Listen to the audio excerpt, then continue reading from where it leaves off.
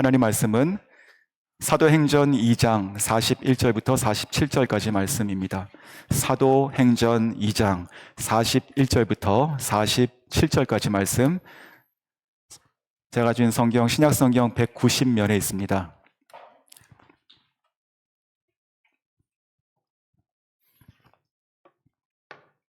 사도행전 2장 41절부터 47절까지 말씀, 저희 한 목소리로 같이 천천히 봉독하겠습니다. 그 말을 받은 사람들은 세례를 받음에 이날의 신도의 수가 3,000이나 더하더라. 그들이 사도의 가르침을 받아 서로 교제하고 떡을 떼며 오로지 기도하기를 힘쓰니라. 사람마다 두려워하는데 사도들도 말미암아 기사와 표적이 많이 나타나니 믿는 사람이 다 함께 있어 모든 물건을 서로 통용하고 또 재산과 소유를 팔아 각 사람의 필요를 따라 나눠주고요. 날마다 마음을 같이하여 성전에 모이기를 힘쓰고 집에서 떡을 떼며 기쁨과 순전한 마음으로 음식을 먹고 하나님을 찬미하며 또 온 백성으로 칭송을 받으니 주께서 구원받은 사람을 날마다 더하게 하시니라. 아멘. 하나님 아버지 감사드립니다. 아버지 모든 것이 하나님의 은혜인 줄로 다시 믿고 깨닫고 하나님께 감사드립니다. 죄와 허물로 죽을 수밖에 없는 우리가 무엇이라고 아무런 가치도 또 이유도 근거도 없는 저희들을 사랑하셔서 하나밖에 없으신 예수 그리스도를 이 땅에 보내시고 그 주님께서는 그 십자가 앞에 있는 즐거움, 곧 우리를 구원하시는 그 기쁨을 가지고 기꺼이 십자가 위에 오르사 자신의 손과 옆구리와 또 발에 못이 박히고 창이 찢기도록 하나님께서 예수 그리스도께서 헌신하시고 또 죽으시고 또 부활하시고 또 살아나심으로 우리의 생명이 되셨습니다. 아버지, 우리가 늘 알고 고백하는 이 복음은 우리의 심장을 뛰게 하고 우리의 영혼에 새롭고 영원한 가치를 늘 주는 것입니다. 우리가 날마다 이 은혜 가운데, 깊은 은혜 가운데 더 거하게 하시고 더 파고드는 은혜를 소유하고 갈망하게 하시고 또 우리가 그러한 예배자로, 그러한 성도로, 그러한 인생을 살아갈 수 있도록 하여 주시옵소서.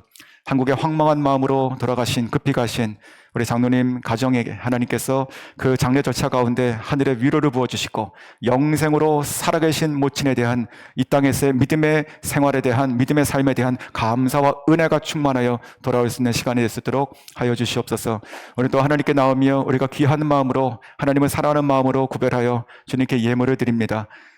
주일 헌금으로, 또 선교 헌금으로, 11조로, 또 감사 헌금으로, 목정 헌금으로, 구제 헌금으로 모든 드려지는 우리 헌금들마다 하나님께서 그 위에 하늘의 축복의 손을 얹으셔서 그 물질이 쓰여지는 곳마다 오직 예수 그리스도의 복음이 전해지게 해주시고 그리스도의 생명이 전해져서 사람을 살리고 일으키게 해주시고 하나님의 나라가 확장되게 하시며 또한 교회가 세워지고 하나님의 청년들, 하나님의 다음 세대들을 먹이고 양육하는 데 쓰일 수 있도록 주님 축복하여 주시옵소서.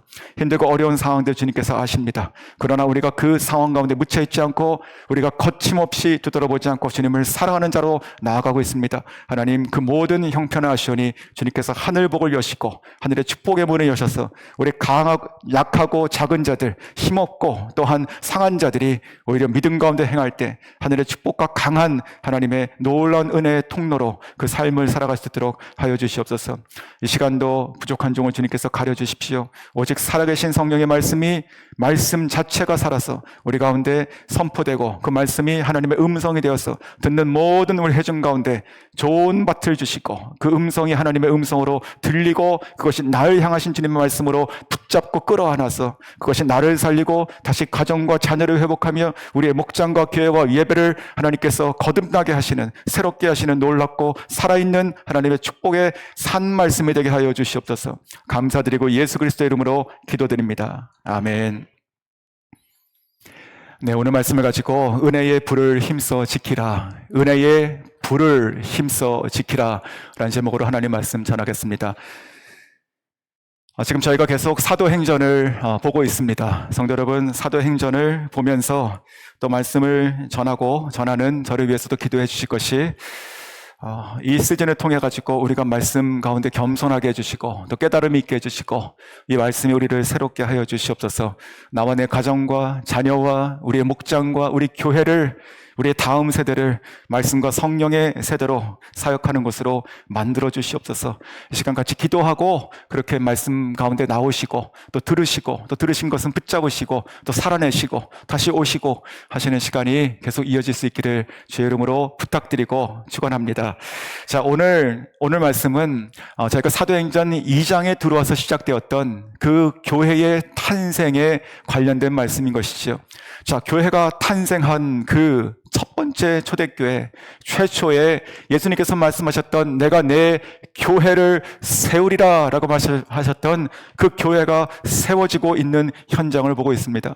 자, 지난 시간에는 성령 충만한 교회는 어떤 교회인가, 특별히 강단에서 하나님의 말씀이 선포된다. 근데 그 말씀은 죽어있는 글씨의 말씀이 아니고 살아있는 하나님의 말씀이며 또한 성령의 불이 붙어있는 말씀이었다. 그래서 그 말씀은 우리를 위로하고 감싸주는 사랑과 평안의 말씀뿐만이 아니고 우리의 폐부까지도 들어와가지고 후비는 송곳 같은 회개를 일으키는 말씀이었다 나눴습니다.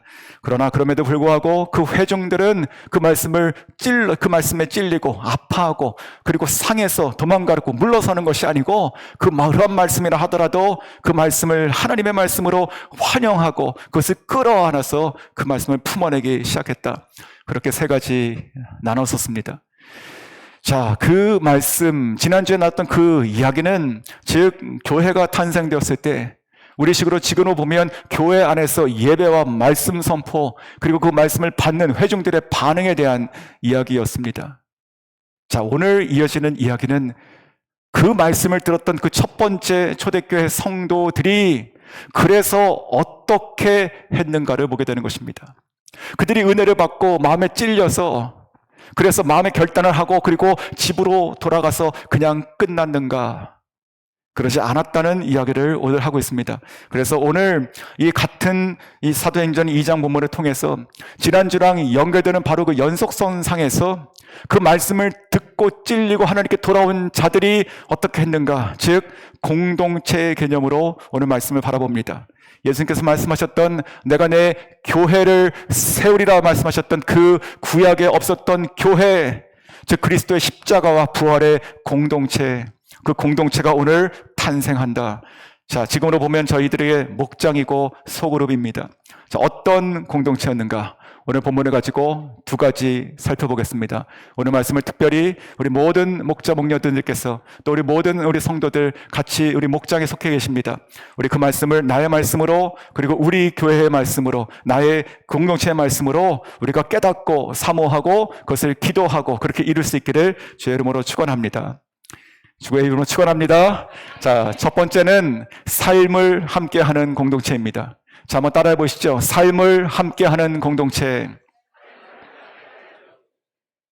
자, 삶을 함께한다 무슨 뜻일까요? 자, 이 베드로의 설교를 통해서 마음의 찔림을 받고 회개하고 또 세례를 받아가지고 3,000명이라는 엄청난 초대교회 성도가 폭발적으로 갑자기 탄생해 버렸어요. 자, 그들이 하나같이 이렇게 얘기했을 것입니다. 와, 정말 새로운 말씀이다. 내가 조금 전까지만 해도 예수를 핍박했고 예수를 부인했고 예수를 거역했고 십자가 못 바르고 소리쳤는데 그와 같은 나와 같은 크나큰 죄인이 무엇이라고 그 예수께서 죽고 살아나심으로 내가 구원받았구나 라고 하는 그 은혜의 고백들이 막 여기서 탄성이 나왔을 것이 너무나 대단하고 새로운 말씀인 것이죠.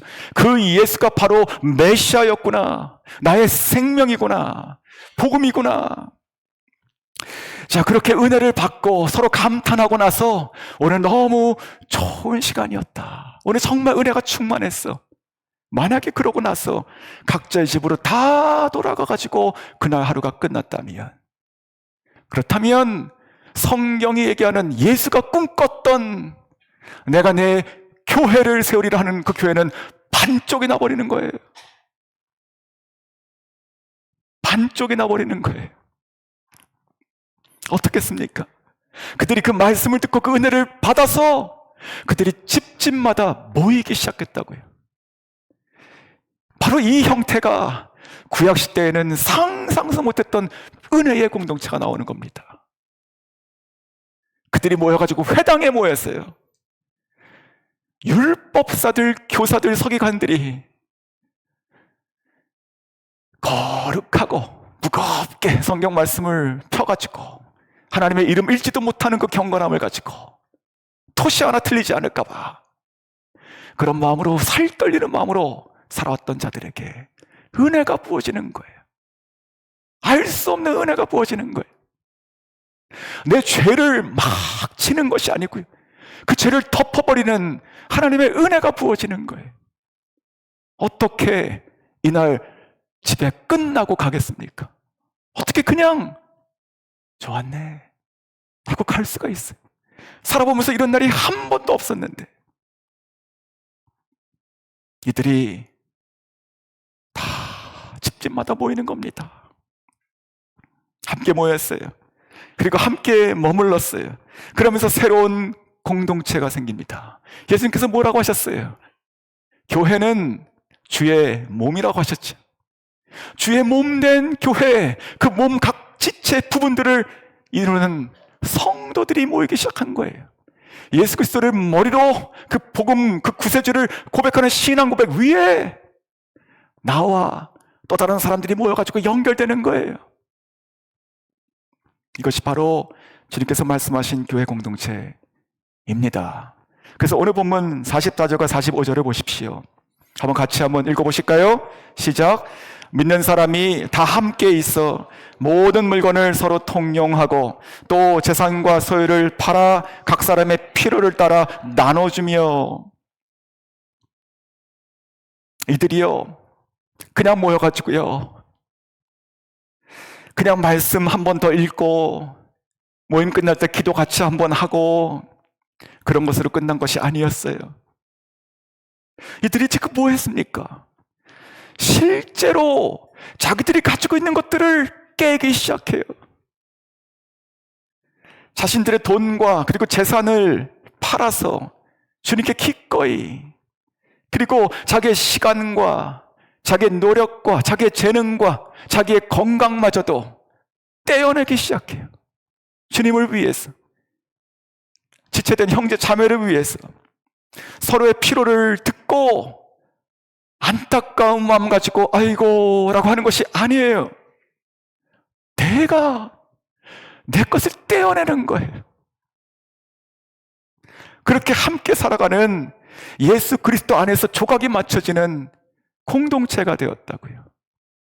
이런 공동체가 어디 있습니까? 구약 성경에 상상도 못하는 겁니다. 이건 사람이 못 만들어내는 겁니다. 사람이 힘으로 억지로 되는 것도 아니에요. 이것이 시스템이 아닙니다. 이것이 뭡니까? 은혜라고요. 은혜. 우리가 100번, 1000번 얘기하는 그 은혜가 실제로 이러한 능력이 있는 거예요. 요즘 제가 생각하는 교회는 어떻습니까?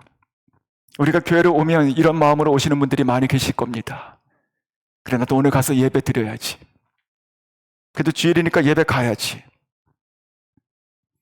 가가지고 나의 억울한 것들, 힘든 것들 주님께 기도해야지. 하나님을 다시 만나고 내가 위로받아야겠다. 우리가 성경 공부를 해도 어떤 모임 가운데 들어가도 나에게 유익한가? 나의 시간에 아깝지 않은가 생각하게 돼요.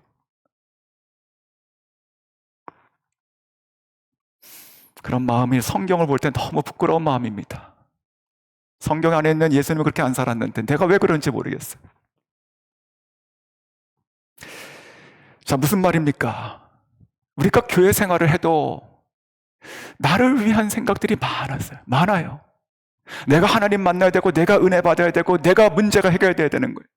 내가 필요한 것을 해야 되는 거, 내가 손해보면 안 되는 거예요. 내가 봉사하고 섬겨도 내가 할 수 있을 때 내가 나눠주는 거예요. 다 기준이 납니다. 우리가 교회 오면서 이런 생각하신 분 계십니까? 지난주에 만났던 그 형제는 지금 어떨까? 그 자매, 그 장로님은 지금 건강 괜찮으실까? 이번 주에 나오셨을까? 그런 마음으로 오시는 분이 계세요. 계시겠지만 적지 않을까요? 그것이 우리들의 모습이 아닐까요? 우리가 오해하지 말 것은요, 예배의 가장 가장 중요한 것은 하나님을 만나는 겁니다. 그거는 맞아요. 내가 하나님 만나야죠. 내가 영이 살아야 되니까. 그거는 저희가 절대로 부인하거나 아니면 타협할 수 없는 것입니다. 가장 중요한 것이. 하지만 제가 지금 말씀드리는 것이요, 오늘 이 성경을 통해 가지고 깨닫고 같이 나누고 싶은 그 초점은 이것입니다. 그래가지고 각각 다 따로따로 신앙생활하면 안 되지 않습니까? 100명, 1000명이 모였는데 다 따로 있으면 되지 않지 않습니까? 오늘 이것을 보면서 우리가 무엇을 얘기하는 것입니까? 우리가 1년, 10년, 평생을 살아도 나라는 바운더리를 못 넘고 있는 겁니다. 내가 너무 중요하니까. 하지만 예수님께서 꿈꾸신 교회는 그것이 아닙니다. 주님께서 꿈꾸신 그 교회가 지금 나오는 모습, 그 원형이 그것이 아닙니다. 무엇입니까? 삶을 나누고 부딪히고 서로 맞춰주며 같이 일어나는 공동체입니다. 이것은 옵션이 아니에요. 이것이 주님께서 원하시는 거예요. 주님께서 십자가에서 자기의 생명을 주고 피로 사신 교회의 모습이 그렇다는 거예요. 우리가 전혀 패싱하면 안 되는 것이죠. 이 말씀 보면 이런 생각이 들 수 있습니다. 목사님, 우리가 이 말씀처럼 지금 사도행전처럼 우리가 매일 교회에 와서 예배드리고 매일 같이 식사하고 같이 거하고 같이 살고 우리가 다 그렇게 하는 건 불가능한 것이 아닙니까? 맞습니다. 우리가 그렇게는 못할 것 같아요. 하지만 그렇게 못하는 것이니 안 해야 되는 겁니까? 우리가 말씀대로 못 사니 그게 면죄부가 돼요? 내가 부족하고 내가 죄인이니 말씀이 내게 아닌 거예요? 신앙생활 저희가 정확히 해야 되는 겁니다. 문제는 나입니다. 문제는 나. 내가 못하는 거죠. 하나님께서 하라고 하시잖아요. 예수님께서 꿈꾸셨잖아요. 주님 순진하십니까? 주님께서 너무 시대를 모르셔가지고 그때 잠깐 그럴 수 있는 거 말씀하신 거예요? 아니잖아요. 왜 우리 가운데 그런 마음들이 식어 있고 사라져 있을까요? 왜 그것을 깨닫고 들어도 내 마음이 아프지가 않을까요? 주님께서 원하시는 교회 공동체로 나아가지 못하는 것이 왜 나에게 눈물과 한탄이 안 될까요? 누가 병든 겁니까? 저는 말씀 보면서 많이 회개가 되었습니다. 우리가 이 말씀처럼 모든 것을 다 팔고 같이 공동생활을 하는 것은 불가능한 것이라고 봐요. 하지만 오늘 말씀을 통해 가지고 확실하게 반드시 회복되는 것이 있어요. 회복되어야 될 것이 있는데 그것은 무엇이냐? 바로 그것은 성도의 연결입니다. 다시 연결되는 거예요. 그 마음이 서로를 향해 있느냐, 내 마음속에 한 부분을 내가 내어주고 있느냐 있는 것이지요. 오늘 본문 보십시오. 46절 보시면 날마다 마음을 같이하여 성전에 모이기를 힘쓰고 집에서 떡을 떼며 기쁨과 순전한 마음으로 음식을 먹고. 자, 날마다 마음을 같이하여 성전 곧 교회에 모여서 하나님을 예배합니다. 말씀이 선포되고 은혜가 있고 찬송이 있고 예배를 드려요. 그러고 나서 그들은 그 은혜와 말씀을 가지고 같이 흩어져 가지고 각자의 집 가운데 가서 모여서 같이 교제하기 시작합니다. 자, 모이는 것, 우리도 그것이 즐거움이 되고 있습니까? 우리가, 저희 교회가 그렇게 작은 교회는 아니죠. 그래서 아마도 살아가면서 모든 사람을 똑같이 우리가 지체로 가까이 다 알고 지내지는 못할 겁니다. 또 그런가 싶으면 또 새로운 분들이 계속 오실 것이고요.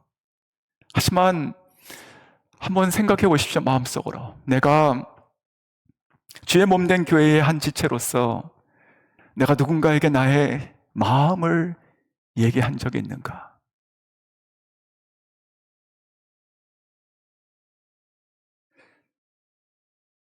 우리가 삶을 나눌 때요, 어떻게 지내세요? 그러면 잘 지내고 건강합니다. 감사하죠. 그런 거 말고요, 내 마음속에 있는 것을 나눈 적이 있는가?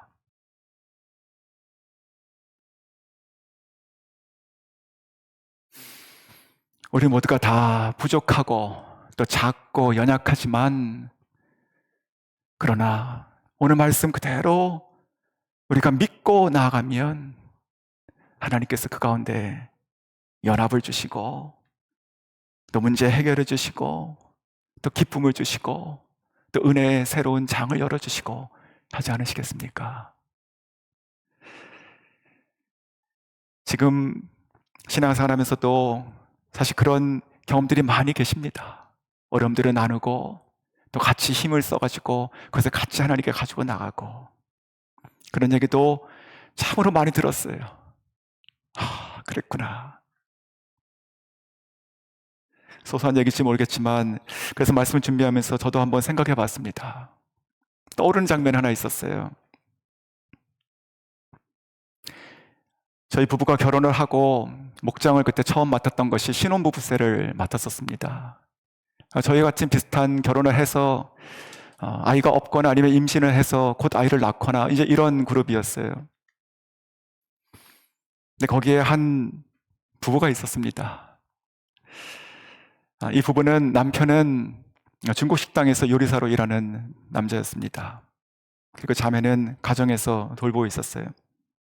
그런데 당시 이 부부는 신분에 어려움이 있었습니다. 불법 체류자였습니다. 어렵지만 믿음 가운데 같이 살아가고 있었습니다. 그러던 중에 이 자매가 임신을 한 거예요. 그래서 아이를 이제 뵀어요. 그래가지고 기쁨이 됐습니다. 생명이라는 게 참 기쁜 것이잖아요. 그런데 문제가 돈이 없었어요. 그리고 영어도 한마디도 못했어요, 자매는. 보험도 당연히 없었습니다. 어떻게 보험을 갔습니까? 등록을 못하는데. 그래서 한 달, 또 한 달 지나면서 이 배가 점점 커지는 거예요. 그래서 보면서 사람들이 기뻐하다가 점점 커질수록 근심이 되는 겁니다. 이 아이가 뱃속에서 지금 건강한가? 병원에 가본 적이 없으니까요. 그리고 내가 이 아이를 제대로 낳을 수 있을까? 내가 어느 날 병원 가가지고 낳게 되면 내가 이 엄청난 병원비를 내고 내가 나올 수 있을까? 혹시 내가 병원을 컨택하다가 우리 가정에 신문이 노출돼가지고 추방되지 않을까? 실제적인 고통이 있었습니다. 마음의 고통. 자, 그것을 같이 나누고 또 안타까워하다가 어느 날 제 아내가 이제 목녀였죠. 이 자매를 병원에 데려가야겠다 결단했습니다. 그래서 버지니아에 이노바라는 하스피털이 있어요. 여기에 오하이오 헬스 같은 것입니다. 큰 종합병원이죠, 국립. 그 안에 그 병원 건물들이 열 몇 개가 있는데 그 안에 한 건물의 작은 방에 체리티 클리닉이 있어요. 그런 분들이 오는 곳이에요. 거기를 데려가야겠다. 그래서 거기에 데려갔습니다. 그런데 문제는 그 당시 저희 가정이 그 차가 한 대 있었고 저는 그때 신학생이기도 하고 또 교회에서 풀타임으로 일했었어요. 그래서 새벽에 4시 반에 나가면 11시 이후에 들어왔습니다. 한 3년을 그랬어요. 차를 계속 쓰고 학교를 가고 계속 그렇게 지냈어요. 아이도 얼굴도 많이 못 보고요. 차가 없죠. 그리고 그 임신한 그 자매도 차가 없었어요. 그 남편이 새벽부터 나와가지고 요리를 해야 되니까요. 차가 없었습니다. 그래서 그 목장에서 한 다른 자매가 내가 운전해 줄게 그래가지고 라이더로 붙었어요. 그래서 같이 가게 되었습니다. 그런데 그 체리티 클리닉이라는 곳이 작은 방이에요. 그래서 조그만 방이에요. 그게 의자가 있고요. 꽉 막혀 있습니다. 지금 제가 사는 이곳은 이민자들이나 다른 인종들이 많이는 없는 것 같아요. 근데 동부에 있는 큰 도시로 가시면 참으로 다양한 분들이 계십니다. 노동하시는 분들, 또 신분의 문제 있는 분들도 많이 계세요. 그래도 가서 보면 어떤 분들인가 다 그런 분들인 거예요.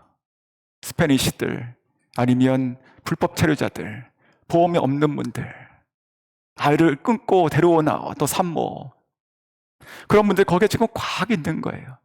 거기에 맨 뒤에 가서 앉은 겁니다. 제초하고 그 같이 갔던 분들이요. 그러면서 이 체리티 클리닉은 등록을 하지 못합니다. 예약이 없어요. 그냥 아침에 가면 기다리는 거예요. 보통 3시간, 길면 4시간, 아니면 점심 먹고 다시 와야 돼요.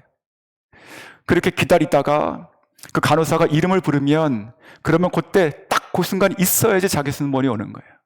그리고 들어가면 의사를 보통 3분에서 5분 만나고 나옵니다.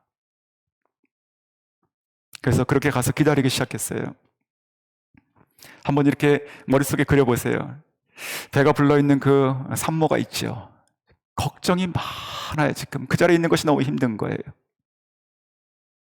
그리고 라이드를 하고 있는 그 자매가 있죠. 또 통역으로 따라갔던 제 아내가 있죠. 그런데 그때가 2005년도였거든요. 가을인가? 저희 첫째가 2005년 1월생이에요. 아직 돌이 안 지났습니다. 그래서 그때 그 조그만 유모차에 그 애를 데려갔어요. 그리고 둘째를 임신하고 있었습니다. 제 아내가. 그러니까 이게 한 사람의 그 병원의 닥터를 만나기 위해서 지금 많은 사람들이 같이 그냥 그 자리를 버티고 있는 거예요. 그래서 의사를 만나면 호소하는 겁니다. 지금 이 사람이 얼마나 지금 어려운 상황이니까 꼭 검진을 받아야 된다. 그리고 나와서는 그 수납 창고에서 또 호소하는 거예요. 지금 병원을 낼 수 있는 처지가 아니다. 그렇게 한 3, 4개월을 갔던 것 같습니다. 그리고 그 아이를 건강하게 낳았어요. 그 기쁨이 그 목장에 얼마나 큰 기쁨이었겠습니까? 이건 에피소드인데 제가 처음에는 그런 사정 몰랐습니다. 근데 그 즈음에 언젠가 가니까 집에 들어가서 보니까 이 냉장고에 음식이 아주 많은 게 하나 있는 거예요. 이 남편이 너무 고마운 겁니다. 그래서 이 남편이 자기 아내하고 그 있는 자매들이 같이 병원에 갈 때마다 자기가 뭘 해줄 수 있을까 하면서 할 수 있는 게 요리잖아요. 그래서 갈 때마다 그 오렌지 치킨 아십니까? 중국 요리. 그거를 그렇게 해가지고 그 스티로폼에다가 이렇게 가득 채워준 거예요. 야, 이 음식을 담은 그 아버지도, 이것을 가지고 내가 이거밖에 없다고 나눠주는 그 엄마도 어떤 마음이었을까 생각이 들었어요. 성도 여러분, 초대교회 이 사람들은 지금 어떤 모습으로 모여서 무슨 얘기를 나눴을까요? 율법이 맞네, 당신이 틀렸네, 내가 조금 더 의로우네, 그런 얘기였을까요? 전혀 아니죠. 다 복음 가운데 박살난 자들이 만나는 거예요. 다 깨어진 자들, 다 상한 자들이, 복음 때문에 살아난 자들이 만나 있는 거예요. 그 무슨 얘기가 하겠어요? 세상에 돌아가는 얘기 하겠습니까? 아니요. 예수님 얘기하는 거예요. 십자가의 놀라운 복음의 얘기를 하는 거예요. 나와 같은 죄인을 살리신 그 두려움이 되었던, 두렵도록 그 놀라운 얘기를 하는 거예요. 그 은혜의 말씀, 그리고 날마다 성전에서 이 사도를 통해 가지고 선포되는 하나님의 말씀을, 송곳 같은 말씀을 끌어안고 와가지고 그것을 나누기 시작하는 거예요. 그래서 그것을 다시 집으로 와서 또 나누고 삶으로 같이 그것이 묻어지고 같이 울고 가슴을 치기도 하고 회개하기도 하고 또 그러면서 동시에 기쁨이 터지고 찬송이 섞여서 올라가고 삶의 삶 속에 있는 어려움들이 나눠지면 그러면 듣는 자들은요, 이전에는 안타깝네, 불쌍하다, 잘 되면 좋겠다. 근데 이제는 그런 것이 아닌 거예요. 자기 일이 되는 겁니다. 어떡하지? 그러면서 성령의 감동으로 그 마음이 열리는 겁니다. 그러면서 오늘 본문이 이루어지는 거예요. 아무것도 내 것이라 여기지 않고 필요한 자들에게 서로를 위해서 채우기 시작하는 거예요. 그 안에 치유가 있는 것이죠. 회복이 있는 것이죠. 간구가 있으면 응답이 있는 거예요. 그래서 감격이 있는 거예요. 그래서 더 큰 찬송이 있고 감사가 있는 거예요. 성도 여러분, 그렇게 그날 밤 그런 은혜가 충만한 그런 목장 모임을 보냈어요. 그러면 이들이 그 다음날 아침에 와가지고 성전을 다시 모입니다. 어떻게 올까요?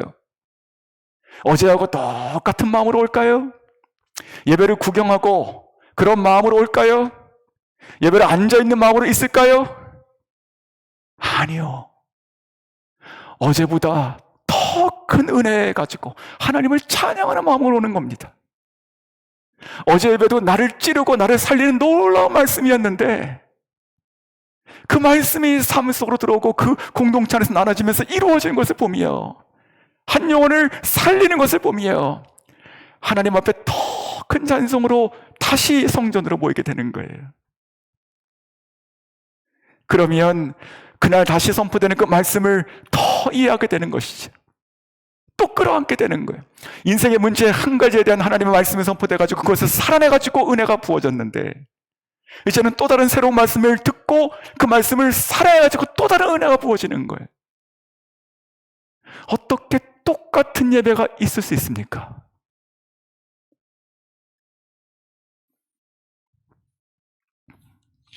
오늘 말씀을 보며 다시 한번 사모하게 됩니다. 하나님의 은혜는 충만한 것이고 기쁨도 충만한 것인데 성경에서 콸콸 넘치도록 보여주는 은혜 위에 은혜가 쏟아지는 것이고 기쁨 위에 기쁨이 더해지는 것이, 감사 위에 감사가 더해지는 것이, 그러한 것이 이제 그려질 때 오늘 성경 본문이 이해가 됩니다. 46절에 보시면 떡을 떼며 기쁨과 순전한 마음으로 음식을 먹고 하나님을 찬미해 갔으니 온 백성으로 칭송을 받으며 주께서 구원하는 사람을 날마다 더하게 하시더라. 성도 여러분, 부흥이라는 것이요 영원히 살아나는 것입니다. 어떻게 진짜 생명이 떨어지는데 가만히 있을 수 있어요? 진짜 하나님의 은혜가 있는 공동체라면 어떻게 그 가운데 살아나는 사람들이 없겠습니까? 저는 이러한 부흥을 사모합니다. 사랑하는 성도 여러분, 이것이 주님께서 꿈꾸시는 교회라면 저희도 똑같은 것을 꿈꾸고 나아갈 수 있기를 원합니다. 목장에서 모이실 때 마음의 빗장을 여십시오. 내 이전의 과거의 상처와 경험과 장애들을 치우시고 말씀을 믿고 붙잡고 빗장을 여십시오. 그러면서 용기 내어서 나의 이야기를 믿음 가운데 하십시오. 듣는 자들은 그 무슨 말이든 그것을 귀하게 소중하게 듣고 그것을 밖에 나가서 가십으로 삼지 마십시오. 기도하는 것으로 같이 힘쓰는 것이고 그 가운데 치유가 있고 회복이 있고 아픔이 있으나 다시 일어나는 기쁨이 있고 기도는 있으나 응답이 없는 공동체가 아니고 기도 위에 응답이 부어지고 그래서 근심이 찬송이 되고 성경에 있는 말씀 그대로 이루어지는 공동체 될 수 있기를 주의 이름으로 축원합니다. 자, 한 가지 더 나누겠습니다. 두 번째는 무슨 공동체였는가? 은혜의 불을 힘써 지키는 공동체였습니다. 은혜의 불을 힘써 지키는 공동체다. 자, 오늘 이 성경에 나와 있는 이 탄생한 교회의 모습이요, 이 소그룹의 모습은 그들이 그냥 은혜를 받고 좋은 시절을 잠깐 보낸 것이었을까요? 그냥 좋은 것이니까 자동으로 된 것이었을까요? 그렇지 않습니다. 오늘 이 본문에 나와 있는 이 놀라운 이 공동체와 이 부흥은 이것이 어떻게 되었는가를 보면 중요한 키워드가 하나 나오게 됩니다. 그것은 바로 힘쓰다라는 동사예요. 힘쓰다. 자, 42절, 오늘 본문 42절을 보십시오. 그들이 사도의 가르침을 받아 서로 교제하고 떡을 떼며 오로지 기도하기를 힘쓰니라. 46절 전반부, 날마다 마음을 같이하여 성전에 모이기를 힘쓰고. 자, 여기서 쓰인 오로지 힘쓰다라고 하는 이 헬라어의 의미는 나의 모든 것을 헌신하여 드린다는 뜻입니다. 그냥 내가 힘이 세니까 내가 잠깐 봉사해 주는 것이 아니에요. 내가 힘이 약하건 내가 강하건 모든 것을 멈추지 않고 부어낸다는 뜻이에요. 내가 나의 가지고 있는 모든 것을 한결같이 쏟아붓는다는 것입니다. 성령의 불을 받으면 너무나 행복하죠. 세상에 달라 보입니다. 춤을 추고 싶어요. 그런데 그런 것이 늘 그렇지가 않지 않습니까? 왜 그럴까요? 성령님이 거짓이었는가요? 아니죠. 우리 가운데 있는 죄성 가운데 그것을 유지를 못하는 것입니다. 오늘 이 공동체도 마찬가지예요. 성령이 임하시고 충만하게 임하셨던 그 공동체도 이 성도들이 그 말씀과 은혜를 어떻게 했다고요? 힘써서 지켰다고요. 힘써 지켰다는 것이지요. 우리가 반드시 기억해야 됩니다. 우리가 사모하는 성령의 공동체, 말씀이 타오르는 공동체, 은혜와 사랑과 섬김이 충만하게 서로를 세워지고 서로를 섬기는 공동체. 자, 이런 것들은요, 그냥 자동으로 언젠가 되거나 안 되거나 하는 것이 아니고요, 우리가 받은 은혜를 힘써 지킬 때 가능하다는 것이에요. 자, 오늘 본문을 보시면 42절과 46절에는 이들이 무엇을 힘썼다고 되어 있습니까? 42절에서는 그들이 기도하는 것에 힘썼다고 되어 있습니다. 그렇죠, 기도죠. 그리고 46절에서는 날마다 마음을 같이하여 성전에 모이기를 힘썼다고 되어 있습니다. 성전은 예배고 말씀인 것이지요. 자, 즉 우리가 늘 귀에 박히도록 우리가 계속 얘기하고 있는 그 본질을 얘기하는 것이에요. 말씀과 기도와 예배에 힘쓴다. 자, 그것이 은혜를 받은 자들이 지켜야 되는 것입니다. 교회 부흥을 보고 싶다면 우리는 그렇다면 이 은혜의 불을 지키기 위해서 교회의 본질된 이 말씀과 기도와 예배에 사수하는 자들이 일어나야 되는 줄로 믿습니다. 우리가 수련회나 아니면 집회를 가면 은혜가 쏟아지죠. 그러나 또한 돌아오면 우리가 또한 쉽게 돼요. 그러면 우리가 그렇게 말합니다. 그때 그 은혜, 그 수련회 장소에서는 참으로 은혜가 충만한 자들이 참 많았는데 교회 오니 다시 또 비슷한 것 같고, 또 신앙이 약한 것 같고, 또 늘 불평과 또 힘없는 얘기하는 것 같고, 또 내가 여기 있는 것이 시간이 낭비되는 것 같고, 믿음의 수준이 맞지 않는 것 같고, 그런 마음이 들 때가 있어요. 자, 그러면 어떡하라는 것이에요? 그러면 떠나라는 것입니까? 그러면 신앙생활을 그냥 1대1로 하나님과 하라는 것이에요? 예수님께서 말씀하신 신앙 공동체는 그것이 아니었어요. 그러한 자들이 모여가지고 은혜 안에서 하나 되라는 것이죠. 그러한 자들이 모여서 같이 기도하라는 것이, 그러한 자들이 모여서 같이 말씀을 묵상하고 살아낼 수 있도록 힘을 실어주라는 것이, 부족하고 어려운 것들을 내가 띄어내가지고 그것을 채우라는 것이, 그것이 예수님께서 말씀하신 공동체였습니다. 그래서 우리가 조금 더 인내하고 또 사랑으로 품어줄 수 있고, 그리고 우리가 한 마음으로 힘써야 되는 것은 기도와 섬김과 사랑인 줄로 믿습니다. 저희 교회가 성령 충만한 교회가 되기를 원한다면 그것을 위해서 간절히 기도하는 저 여러분들 있기를 원합니다. 예수님의 삶이 그러지 않았습니까? 주님은요 30년 동안 사람으로 사셨어요. 평범하게 사셨습니다. 근데 그 삶의 모습이 어땠습니까? 내가 공생애가 시작되는 그때까지 어디 외딴 곳에 가가지고 그냥 말씀 기도하시고 거기서 그냥 묻혀 지내셨어요? 안 그러셨습니다. 주님은요 사람과 같이 일상을 보내셨어요. 우리 식으로 얘기하면 정말로 영양가 없는 시시껄렁한 그런 얘기들을 나누시고 지내셨단 말이에요. 그 연약한 자들, 말해도 알아듣지 못하고 늘 죄 가운데 빠지고 실수하는 자들 옆에서 같이 호흡하셨어요. 그들에게 말씀하시고 또 반복해 주시고 옆에서 거두시고 같이 웃으시고 같이 우시고 하셨다는 것이지요. 주님께서 그렇게 하셨다면 저희가 그렇게 하는 것이 마땅하지 않겠습니까? 오늘 우리가 이 본문을 보면 믿지 않던 이 3,000명이 갑자기 하나님의 교회의 신자가 되어버립니다. 너무나 놀랍지요. 자, 근데 한번 생각해 보십시오. 우리 모든 이 3,000명 이상 되는 사람들이 성전에 와서 바글바글하게 모여있는 거예요. 그리고 집마다 가가지고 흩어져가지고 거기서 같이 떡을 떼고 음식을 나누고 기도하고 찬미하고 있어요. 자, 그러면 필연적으로 그들은 어떤 일들을 해야 됐을까요? 그들은요 서로 누군가 계속 식사를 준비해야 되는 거예요. 누군가는 집을 청소해야 되는 거예요. 성전을 닦아야 되는 것이, 누군가는 화장실을 치워야 되는 것이, 이 성경 안에 있는 이 놀라운 공동체 안에 이름도 적혀 있지 않는 그와 같이 섬기는 자들이 무수히 있었다고요. 수십 명, 수백 명이 있었다고요. 그러한 자들이 다 은혜를 받은 그 성도들이 자기 자리에서 힘을 썼기 때문에 이 은혜가 지켜진 것입니다. 이 은혜의 군부를 뗀 자들이 있었다는 것이, 그 근부를 그 은혜의 불이 타오르는 것을 위해서 계속 쏟아내고 자기 자신을 희생한 자들이 있었다는 것이지요. 인도에 있는 한 교회 이야기를 나눠드리고 마치겠습니다. 인도는 힌두교 나라입니다. 정말 알 수도 없는 그 미신들이 가득한 나라입니다. 근데 성도 여러분, 2000년대 초반 들어와서 인도에 부흥이 있었던 거 아십니까? 실제로 막 수많은 사람들이 예수를 믿고요, 거기에 있는 선교사들의 간증을 들으면 어떤 자들은 꿈에서 예수의 음성을 듣고 주님께 교회에 찾아온 자들도 있었어요. 하나님의 역사는 참으로 놀랍고 신비롭고 제한이 없는 것이죠. 자, 인도에 부흥이 일어났어요. 자, 그 중에 한 사람의 이야기를 나눠드릴게요. 2005년입니다. 쿠마르라고 하는 인도 목사님이 한 청년이 있었어요. 이분이 목사님이신데 이분이 예수님을 믿고 회심하고 주의 종이 돼가지고 목회를 시작하게 됩니다. 24명의 교회로 시작을 했다고 기록이 되어 있어요.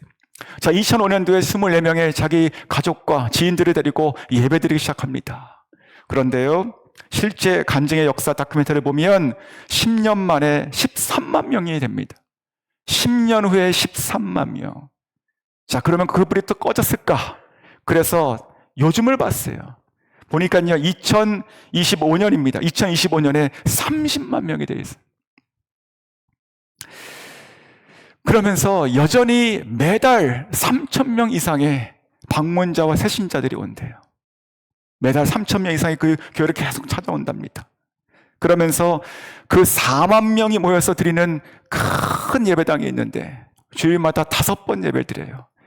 그러니까 매주 20만 명 장년이 예배드리고 그리고 어린이와 유스아이들 청년들이 다 흩어져가지고 예배드리고 있는 거예요. 자, 이렇게 5번의 많은 사람들이 예배드리면 그 중에 식사가 거기 걸려있죠. 그렇죠? 모든 성도는 아니겠지만 걸려있지 않습니까? 제가 이 다큐멘터리를 보면서 오늘 본문을 준비하고 연관해가지고 가장 인상적이었던 장면이 무엇이냐면 바로 주일 식사를 준비하는 실제적인 그들의 성도들의 모습입니다. 무슨 큰 공장 같은 곳에 비추는데 그것이 이제 식당인 것이에요. 주방. 거기에 가마솥들, 뭐 밥을 짓는 거 아니면 카레 같은 거 하는 거 막 이게 수십 개가 있어요. 수십 개가. 그리고 요 밑에가 다 뭐 세면 바닥인데 거기에 그 레일이 있으면서 거기에 있는 것을 막 이렇게 나르는 거예요. 카트로. 거기에 있는 사람들이요, 여인들 그리고 남자들 수십 명 있는데 매 주일마다 약 150명 이상의 자원봉사들이 그렇게 찾아온대요. 그리고 이 주일 준비를 준비하기 위해서 매주일 5만 명의 식사를 준비하는데 5만 명, 150명이 새벽 3시 반에 모인답니다. 매주일 새벽 3시 반에 모여가지고 다 다듬고 깎고 밥을 짓고 하는 거예요. 그런 장면에 이런 장면이 있었습니다. 아마 현지 무슨 음식이겠죠. 열매 같은 것 같아요. 파란색 열매가 있어요. 푸른색. 자, 그것을 이렇게 막 싸놓고 아니면 당근 같은 거를 막 싸놓고 그것을 둘러 앉아가지고 한 20명이 둘러 앉아가지고 이 여인들이 그것을 깎는 거예요. 근데 그 사람 중에서 이런 인터뷰를 하는 사람이 있어요. 이 사람들이 누굴까?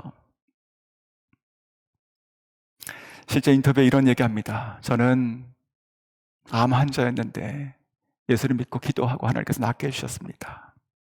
저는 귀신 들려서 나의 인생과 나의 가족이 다 너무나 힘들었는데 주님의 복을 만나서 내가 자유케 되었습니다.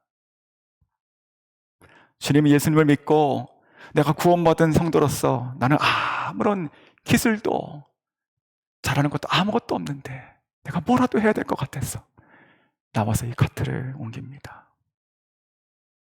성도 여러분, 이런 사람들이 누굽니까? 우리가 얘기하는 겉에 있는 5만 명, 20만 명 예배, 30만 명 성도, 그 가운데 왜 무리가 없겠어요? 이 은혜를 붙들고 있는 자가 있다는 거예요. 이 은혜를 붙들고 있는 자. 이렇게 말씀과 성령이 충만하고 삶에 나눠지는 교회는요, 오로지 그 힘써서 그 은혜를 붙들고 있는 자들이 있을 때 가능한 것입니다. 자, 그러할 때 하나님께서 어떠한 은혜를 주셨습니까? 오늘 본문 다시 사도행전 2장 43절로 돌아가면 사람마다 두려워하는데 사도들로 말미암아 기사와 표적이 많이 나타나니, 사도들로 말미암아 기사와 표적이 계속 일어납니다. 그러면서 더 부어지고 더 부어지고 더 부어지는 그 자원하는 마음과 기쁨이 쏟아질 때 47절에 하나님을 찬미하며 온 백성에게 칭송을 받으며 주께서 구원받은 사람을 날마다 더하게 하시니라. 성도 여러분, 성령 충만한 교회는 하나님께서 영혼을 맡기신다는 뜻이에요. 왜 그런지 아십니까? 그 한 영혼 한 영혼이 천하보다 귀하기 때문에 그렇습니다. 그냥 교회가 크니까, 좋은 프로그램이 있으니까 묻어가라 그런 것이 아니에요. 상한 자, 약한 자, 깨진 자, 억울한 자, 그 한 사람 한 사람이 존귀한 자니까 가서 살라고 보내는 거예요. 이것이 진정한 복음의 교회가 아니겠습니까? 말씀을 맺겠습니다. 사랑하는 성도 여러분, 저희가 꿈꾸고 기도하고 힘쓰고 이루어야 될 교회 모습이 저는 이 모습이라고 생각이 듭니다. 그것이 여러분이 함께 드리는 예배이고, 그리고 함께 모여서 삶으로 은혜를 나누고 기도하고 응답을 구하는 목장 소그룹입니다. 함께 기도해 주시고 함께 힘써 주십시오. 여러분 모두가 하나님의 은혜 공동체 한 분 한 분이시니 이 은혜를 우리가 붙잡고 은혜의 군부를 떼는 하나님 앞에 귀하고 소중한 영혼 한 분 되시기를 주의 이름으로 축원합니다.